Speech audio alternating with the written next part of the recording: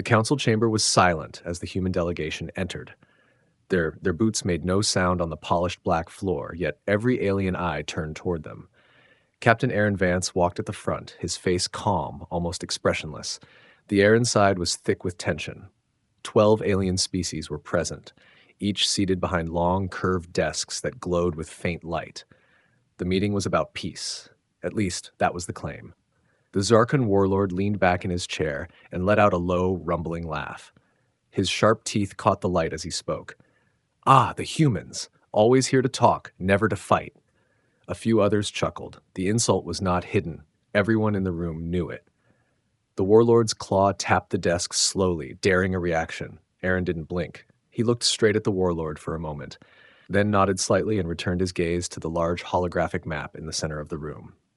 The gesture was not angry. It was measured, like he was taking a mental note. A thin insectoid diplomat from the Brishti League hissed quietly, "Why does he not answer? Is the human afraid?" Her voice carried enough for half the chamber to hear. There were whispers, small waves of laughter. The human delegation sat down, their movements precise and unhurried. They listened as one alien leader after another spoke about border disputes, resource rights, and trade routes. Words filled the air like smoke, heavy and stale. Every so often, eyes would drift to Aaron, waiting for him to speak. He did not. He just wrote on a small pad in front of him. No one could see what he was writing. Halfway through the meeting, the warlord leaned forward. "Tell me, human, is your silence an admission of weakness? Or do you need permission to speak?" His claws scraped the table. The sound was loud, deliberate. Aaron finally looked up. His voice was calm, almost too calm. "We listen before we act." He said nothing else. He went back to his notes. The warlord's smirk widened. The rest of the session dragged on. Reports were read, accusations thrown, minor agreements made. Through it all, the humans said little. When the meeting finally ended, the alien leaders filed out in small groups, talking quietly among themselves. In the corridor outside, 2 alien aides whispered, "They didn't even defend themselves. I told you, humans are just diplomats." Inside the human delegation's private room, the atmosphere was different. Aaron placed his pad on the table. Every line of it was filled with short, clipped sentences, names, dates, offenses. The insult from the Zarkon warlord was written twice, underlined. A young human lieutenant spoke. "Sir, permission to respond?" His voice carried an edge of anger. "Not yet," Aaron replied. "We wait. We watch."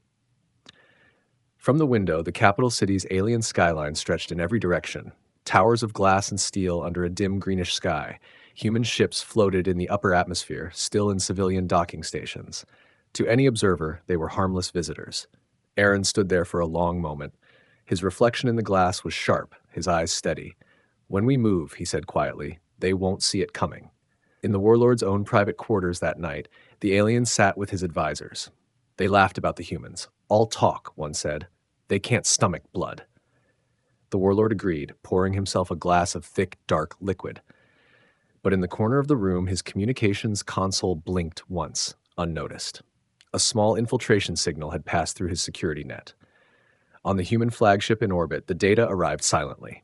It was logged, processed, and stored. No alarms, no announcements, only the quiet hum of machines at work. A patient hum. Aaron sat alone in his quarters, reviewing the intercepted information. He read each line carefully, then closed the file. His hand rested on the table, still as stone. Outside, the alien city lights blinked in the distance like stars reflected in a dark ocean. The galaxy still thought humans were here to keep the peace. They were wrong. If you want, I can make part 2 even more tense, with subtle moves from humans that hint something big is coming, but still keep the aliens in the dark. A week passed without any word from the human delegation. Trade ships still moved in and out of alien ports, carrying supplies, smiling crews waving to dock workers. Official messages were polite, routine, predictable. There was no public sign of anger, no threats, no war declarations. To the alien leaders, it seemed the humans had accepted the insult and moved on. In the shadow of a dead moon on the edge of Zarkon space, a small human scout ship drifted in the darkness. Its engines were cold, its lights off. It floated like a piece of debris until a passing alien patrol swept past without noticing. Minutes later, the scout's engines whispered to life, and it slid silently toward an unmapped communications relay. Inside the relay, encrypted data streams carried fleet schedules, fuel storage locations, and supply routes. Within hours, the information disappeared into human hands without a single alarm sounding. By the time the aliens noticed minor signal delays, the source was already gone. The Zarkon warlord sat in his command chamber, watching a holographic report of a recent military exercise. His officers spoke of readiness and strength. None mentioned the missing data. Outside his war room, two guards discussed the humans with amusement, both certain they would never dare to strike. In the Brishti League Central Station, a shipment of high-grade fuel failed to arrive. The report was dismissed as a clerical error. Another shipment vanished the following day, along with the freighter's crew. No distress signal, no wreckage, nothing. Brishti investigators blamed pirates, though no pirate group in the sector had such precision. On the human homeworld, Captain Aaron Vance stood over a digital star map.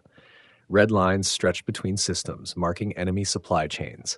Blue markers lit up slowly, one by one, as human intelligence ships confirmed vulnerabilities. His officers spoke quietly, voices low enough that only those closest could hear.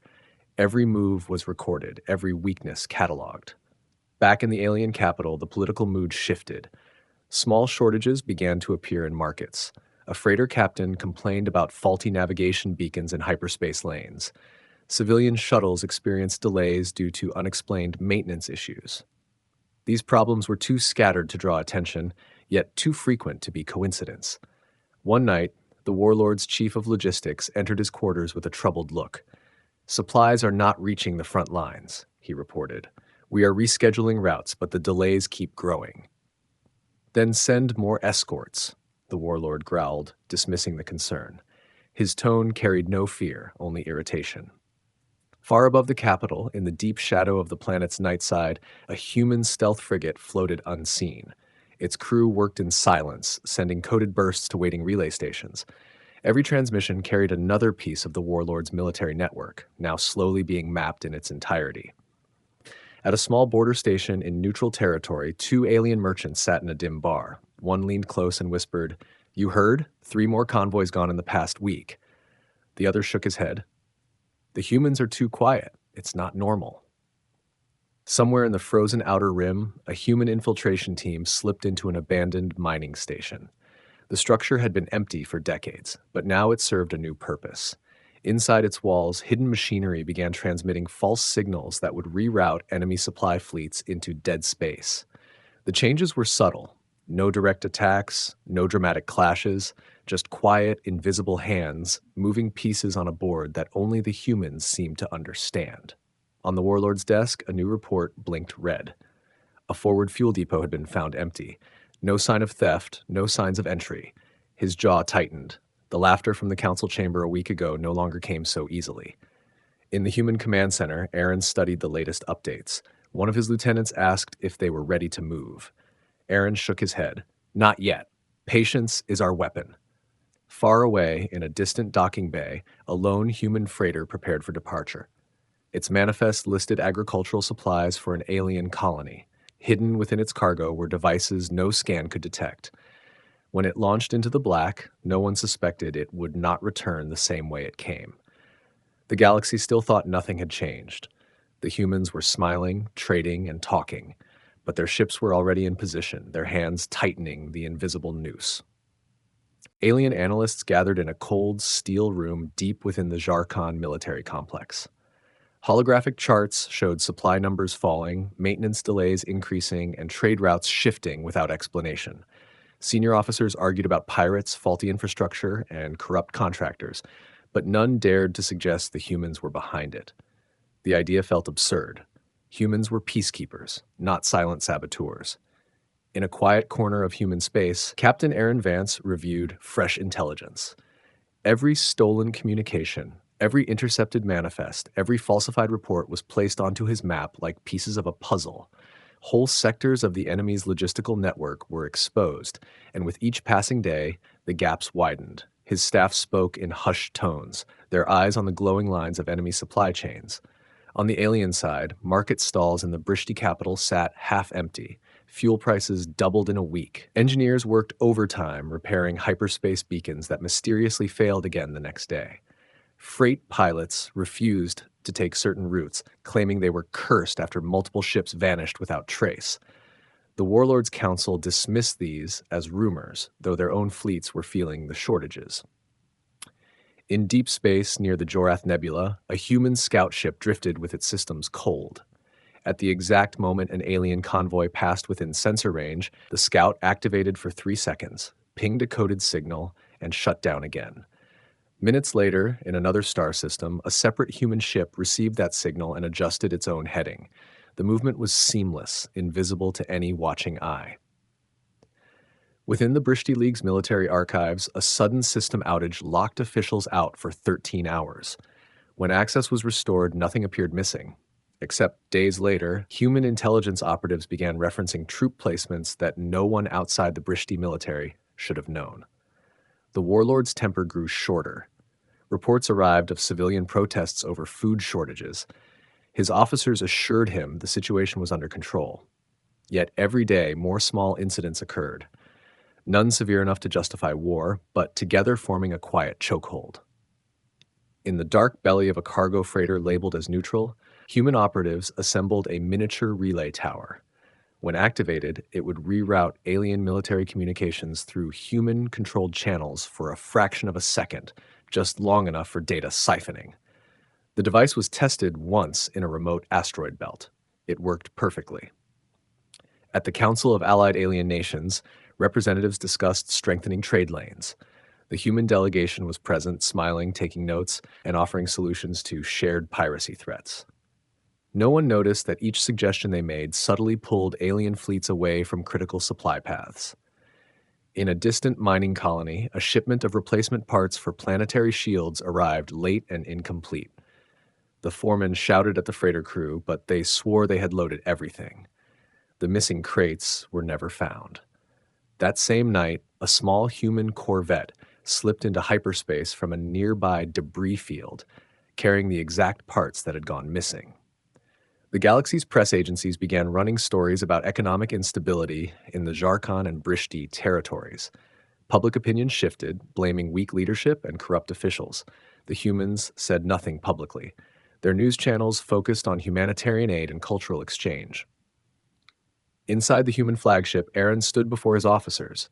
"They still don't suspect us," one of them said, almost in disbelief. Aaron's reply was quiet but firm. "They will, but not yet. We're not finished." In a silent, unmarked hangar on the far side of a barren moon, a row of human stealth ships was being outfitted with new weapon systems. The crews trained without speaking above a whisper. Every simulation ended in flawless victory against enemy fleets already weakened by missing resources. Far across the galaxy, the Warlord's intelligence chief stared at a report showing 10 missing convoys in 3 weeks. The patterns were irregular, but they all pointed to one disturbing possibility: deliberate targeting. He hesitated before bringing it to the Warlord, unsure if speaking the thought aloud would be considered treason. In the Brishti High Council chambers, leaders argued over whether to request human mediation. The irony was lost on them. They wanted the very people responsible for the chaos to help solve it. The stars between human and alien space seemed quiet and empty. But in that quiet, patient hands moved pieces into place, every step tightening control. The enemy still thought they had time. The humans knew the clock had already run out. A sharp tremor ran through the Zarkon capital as an explosion lit up the night sky. 3 warships in dry dock erupted into flames almost at the same moment, their hulls tearing apart in silence before the shockwave hit. Sirens screamed across the military sector. Searchlights swept the sky, but nothing moved above the wreckage except drifting smoke and falling debris. Engineers and emergency crews scrambled, shouting orders and dragging the wounded from the fire. The warlord stood on a balcony overlooking the chaos, his claws gripping the railing. His first thought was sabotage, but there had been no alarms, no security breaches. The ships had simply died. Hours later, investigators brought him fragments of metal and charred circuitry. They found traces of technology no Zarkon engineer recognized. The warlord's eyes narrowed as he turned the pieces over in his hands. The faint serial markings were human. In the Brishti League Central Command, panic spread as news arrived of the incident. Some council members whispered about the humans, but others dismissed it as an accident or pirate strike. Officially, the humans sent condolences and offered repair assistance. The offer was refused. At the same time, in a dimly lit operations room aboard a human stealth frigate, Captain Aaron Vance reviewed encrypted footage of the dry dock from an angle no alien sensor had seen. The attack had been executed with precision, small charges placed days earlier during a routine maintenance visit. Not a single operative had been detected. On alien streets, fear replaced laughter. Merchants spoke in low tones, wondering if war was coming. Patrol ships doubled in number around major installations, yet the shortages and disappearances continued. The warlord called a closed meeting with his highest generals. His voice was sharp as he demanded answers. One general suggested immediate retaliation against human border stations. Another argued for more investigation before making accusations. The debate grew heated until the warlord slammed his claw against the table, silencing the room. That night, an alien captain stationed at an outer colony woke to a strange silence. The usual hum of the power grid was gone. Stepping outside, he saw the stars shining too brightly because the defense satellites had gone dark. He rushed to the control station, but the system logs were empty, as if the satellites had never existed. Aboard a hidden human vessel drifting near the colony, technicians monitored the satellite's stolen control codes. One by one, the machines were powered down and repositioned, their defensive arrays now aimed away from the planet. Back in the Brishti capital, a weapons depot suffered a coolant leak that forced an evacuation. Hours later, the depot erupted in a chain of silent explosions that left nothing but a smoking crater. The investigation again found human-made fragments, though officially, the findings were sealed and never released to the public. Public trust in the warlord began to erode. Citizens questioned how such disasters could happen without warning. Soldiers whispered about a ghost enemy that struck without being seen. In human space, the War Council met in a sealed chamber. Aaron stood at the head of the table, the faces of his commanders lit by the glow of the tactical map. Red markers indicated crippled alien fleets, empty depots, silenced defenses. Every move had been precise, every strike timed to avoid open detection while still causing maximum damage. On the alien side, emergency drills ran day and night. The warlord ordered tighter borders, but ships still vanished. Convoys that should have taken days to arrive never made it. No wreckage was ever found, only empty space. One Brishti intelligence officer pieced together a troubling theory. Every attack, every disappearance, every sabotage connected to systems the humans had visited in the past year. She brought the evidence to her superiors, but they dismissed it as coincidence. In the weeks that followed, alien military morale dropped sharply. Fuel rations were enforced, training missions canceled, and patrols reduced. Even the warlord's own flagship was kept docked due to lack of supplies. From his command seat aboard the flagship Resolute, Aaron watched the reports flow in. "They still believe they have time," his second-in-command remarked. Aaron's reply was quiet. "They've already lost. They just don't know it yet." In the void between stars, human fleets moved like shadows, unseen but always present. And in the hearts of those who once mocked them, a silent dread began to take root. Alien fleets gathered in hidden bays, their commanders speaking in urgent tones. Supply lists were cut in half, fuel reserves barely enough for a week's operations. Escorts were assigned to every cargo run, but even with guards, ships kept disappearing. No wreckage returned, no distress signals were ever received. Convoy after convoy simply failed to arrive. In the Brishti League capital, merchants shouted in frustration as entire market districts closed. Shelves stood empty. People lined up for ration tickets that offered less food each week. Whispers spread through the streets, whispers that the humans were not what they seemed. Officials dismissed it as fear-mongering, but their eyes betrayed unease. Above the Zarkon homeworld, a formation of heavy warships left orbit to secure an important supply route. They entered hyperspace with all systems at maximum alert.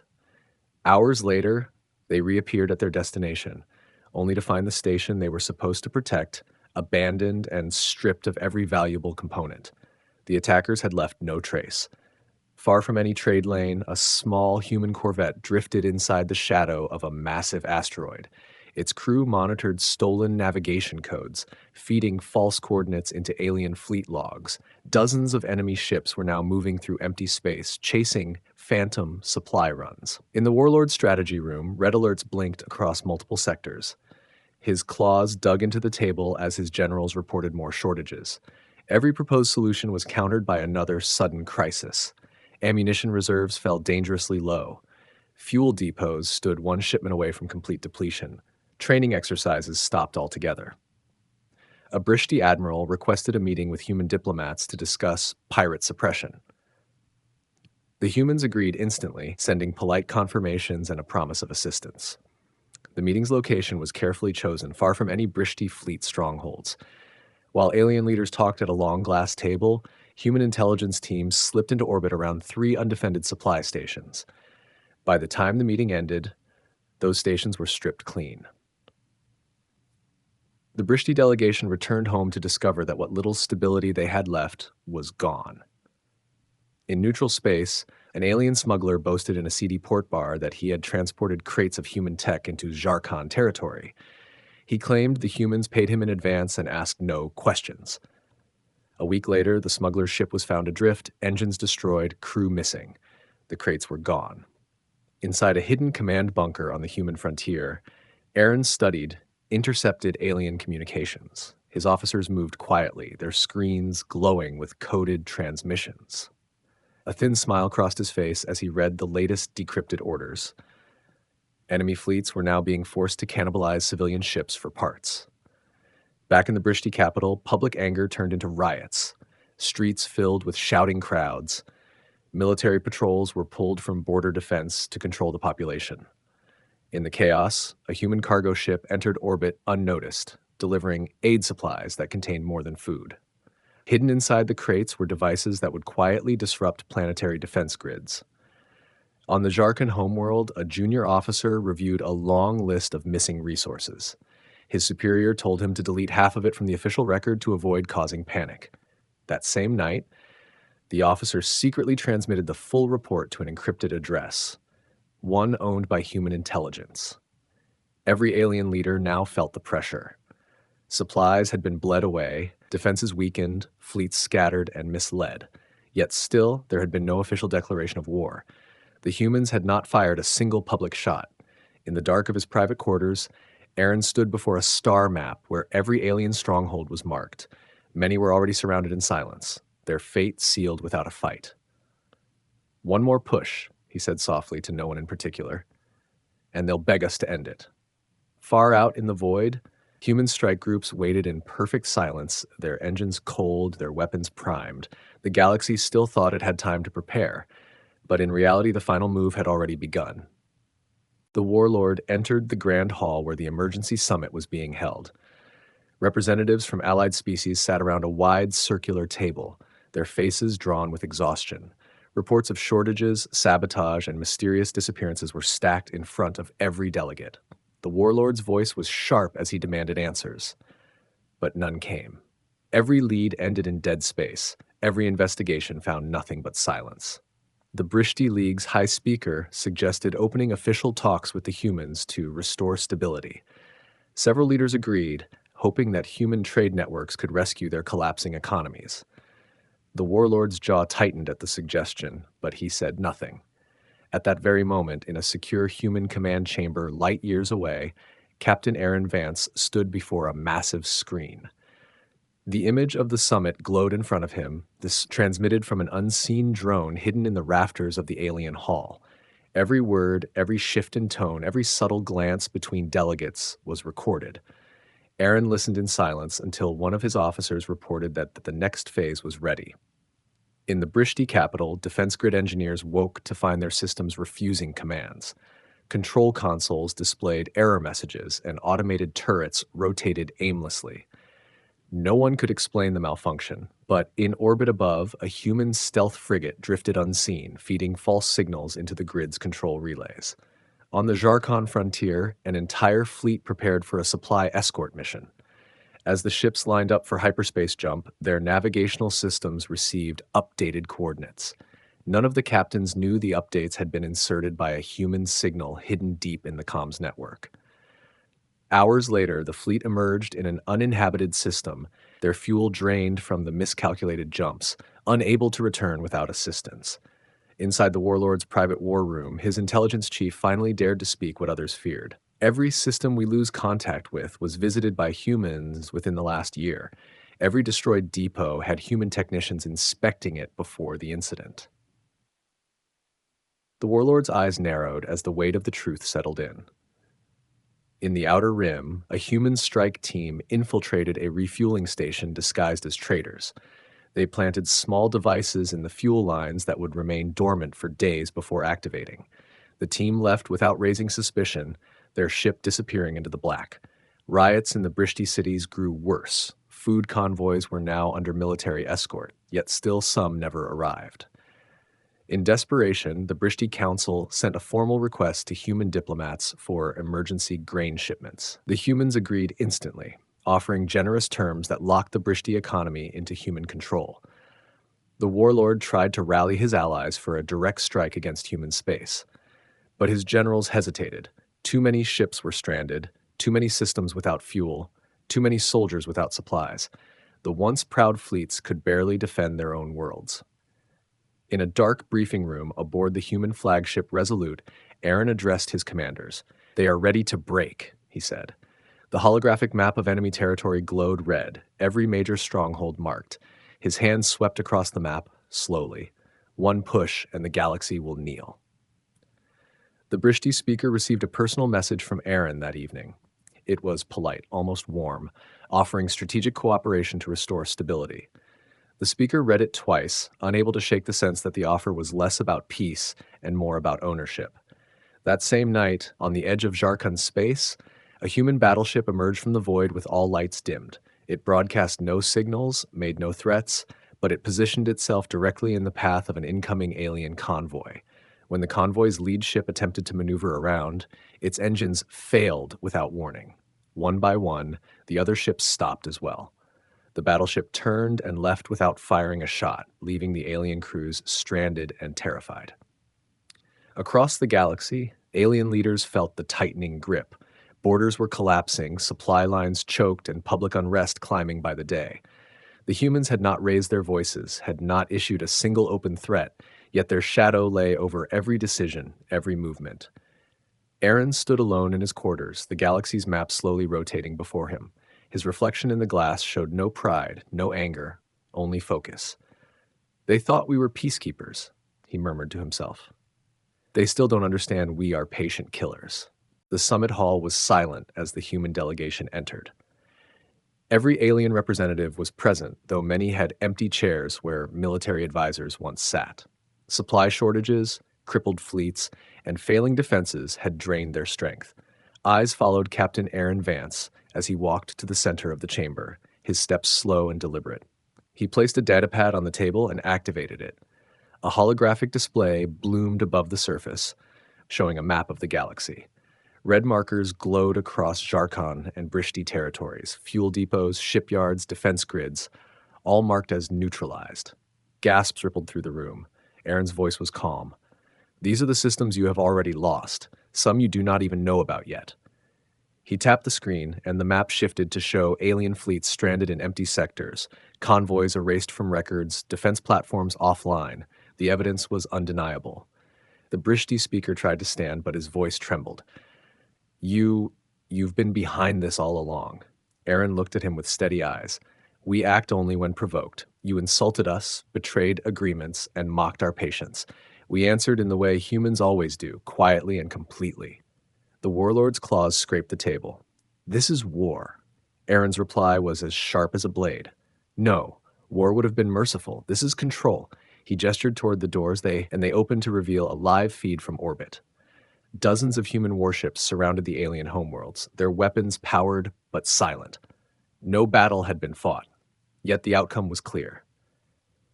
Outside the hall, panic spread through the streets as the images were broadcast across the galaxy. Civilians saw human fleets positioned over their skies, and the last hope of resistance drained away. The Brishti Council whispered among themselves, weighing surrender against annihilation. The warlord looked at his generals, but they would not meet his gaze. Without fleets, fuel, or supplies, there was nothing left to fight with. Aaron stepped back from the table and folded his hands behind his back. You believed humans were peacekeepers. We are. But our peace is built on certainty. You will not challenge us again. One by one, the alien leaders lowered their heads. The Brishti speaker was the first to speak the words. We accept your terms. The warlord's jaw clenched, but eventually he gave the same answer. A treaty was signed within the hour. It demanded the dismantling of certain fleets, the opening of trade under human oversight, and the installation of human advisors in every major military command. None of the alien leaders argued. As the meeting ended, Aaron collected his datapad and turned toward the exit. A young alien diplomat called after him, her voice shaking. Why didn't you strike openly? Why not destroy us outright? He paused at the doorway, because dead enemies teach nothing, broken ones remember. When the human delegation left the hall, they were met with the silent stares of alien guards. No one tried to stop them. Outside, the streets were still and heavy with fear. High above, the human fleets began to reposition, not as invaders, but as wardens. Supply convoys escorted by human warships entered alien space within days, restoring stability, but under strict human rules. Every port, every station, every relay now carried human presence. In the months that followed, no alien dared test the treaty. The memory of invisible sabotage, of fleets lost without a shot fired, was too fresh. Whenever alien civilians saw a human vessel pass overhead, they remembered the quiet weeks before their surrender, when they thought nothing was happening, until it was too late. In his private quarters aboard the Resolute, Aaron stood before the galaxy map, now marked in blue for human control. His officers waited for orders, but he said nothing for a long time. Finally, he spoke in the same calm tone he had used from the beginning. Patience wins wars before they start.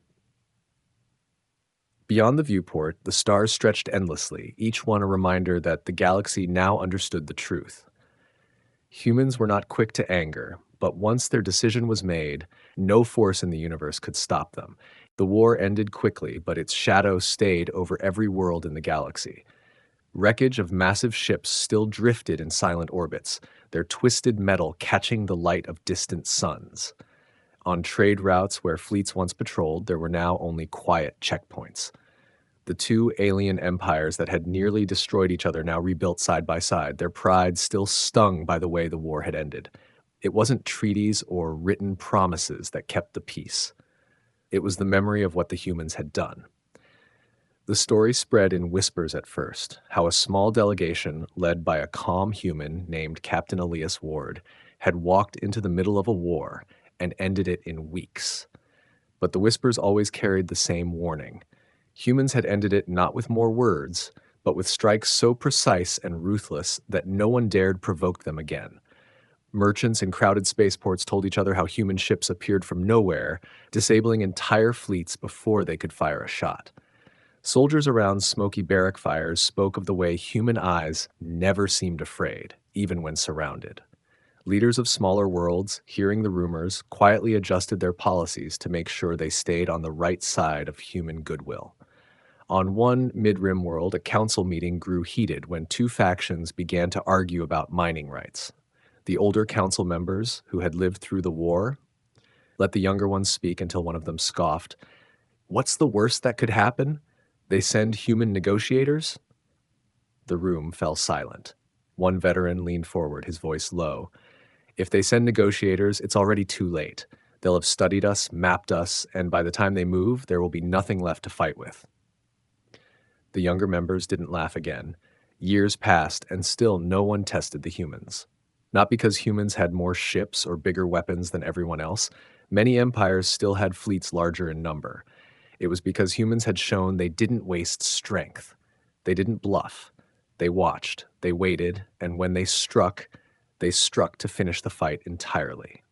Captain Elias became a quiet figure in the background of galactic politics. He refused awards, turned down titles, and never gave interviews. But every time a dispute between species threatened to turn violent, there were quiet requests for his presence. Sometimes he went, sometimes he didn't. But when he did, things ended peacefully, because everyone in the room remembered what happened the last time someone ignored his patience. In distant academies, alien military cadets studied the Ward Protocol as a lesson in both diplomacy and warfare. The first step, listen. The second, observe everything. The third, wait until every variable is known. And the final step, written in bold on every lesson document, act without hesitation when the time comes. Some cadets thought it was just a strategy. Others knew it was more than that. It was human nature. Even on worlds far from the war, stories grew into legends. Children played games where they pretended to be human peacekeepers, sitting silently for long minutes before suddenly ending the pretend fight. Alien parents used the stories as warnings. Be careful, they would say. You can argue with anyone, but never push a human too far. On a quiet night, years after the war, Elias stood on the balcony of a human embassy overlooking a city rebuilt from ruins. Lights twinkled across the horizon where new towers rose, hiding the scars of bombardment. Beside him, a young alien diplomat asked in a hesitant voice, "Do you ever regret what you did?" Elias didn't answer right away. He watched the city for a long moment, then said, "I regret that it had to be done, but I don't regret ending it." The alien nodded slowly, sensing there was nothing more to say. In the silence, the faint hum of traffic and the distant call of night birds filled the air. The galaxy was calm now, but it was the kind of calm that comes when everyone remembers what happened the last time the peace was broken. On worlds across the stars, fleets trained, councils argued, and traders haggled over prices. But beneath it all, the memory remained. Humans had once been seen as patient diplomats who avoided war at all costs. Now they were known for something else. They were still patient, still quiet, still willing to talk. But the galaxy had learned the most important truth. Patience was not weakness. It was the slow pull of a bowstring, waiting for the arrow to fly. No one forgot that when humans finally let go, there was no second shot needed. The war ended not because humans loved peace more than anyone else, but because when they decided a fight was necessary, they made sure it never had to be fought twice. And so the galaxy remembered, and because it remembered, it stayed quiet.